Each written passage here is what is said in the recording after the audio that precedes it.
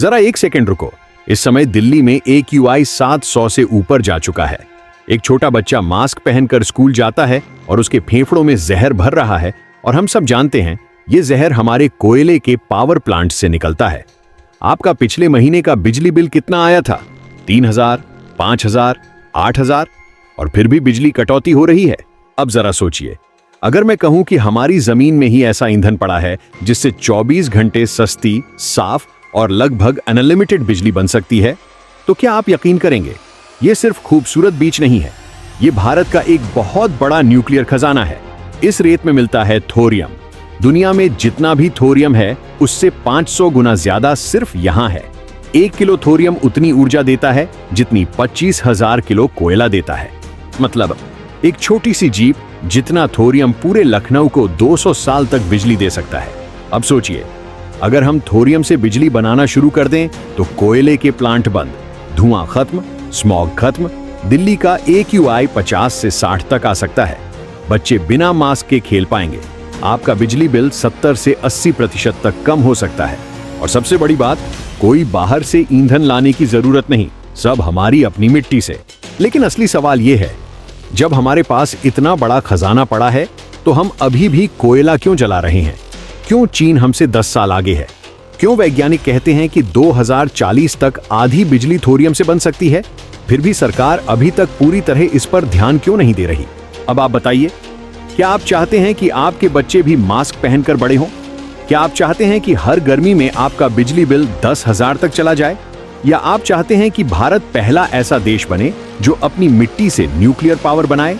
अगर आपका जवाब है नहीं, अब बस, तो इस वीडियो को अभी मत रोकना। अगले 8 मिनट आपकी सोच बदल सकते हैं, क्योंकि आगे हम जानेंगे कि थोरियम सच में गेम चेंजर है या सिर्फ एक सपना। और अंत में मैं आपको बताऊंगा कि आप खुद इस बदलाव का हिस्सा कैसे बन सकते हैं। तो अभी कमेंट करके लिखिए थोरियम, ताकि मुझे पता चले कितने लोग सच में तैयार हैं। चलिए शुरू करते हैं।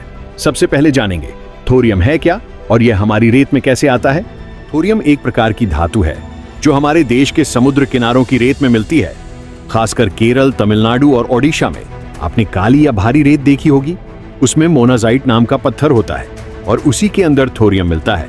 मतलब भारत के पास दुनिया का सबसे बड़ा थोरियम खजाना है, वो भी हमारी जमीन में फ्री पड़ा हुआ। लोग अक्सर पूछते हैं, थोरियम तो खुद ही नहीं जलता, फिर इससे बिजली कैसे बनेगी? क्योंकि थोरियम को पहले एक और तरह के ईंधन में बदला जाता है जिसका नाम है यूरेनियम 233। यही बदलाव रिएक्टर के अंदर होता है। सीधी भाषा में थोरियम एक नई ताकतवर फ्यूल में बदलता है, फिर बिजली बनती है।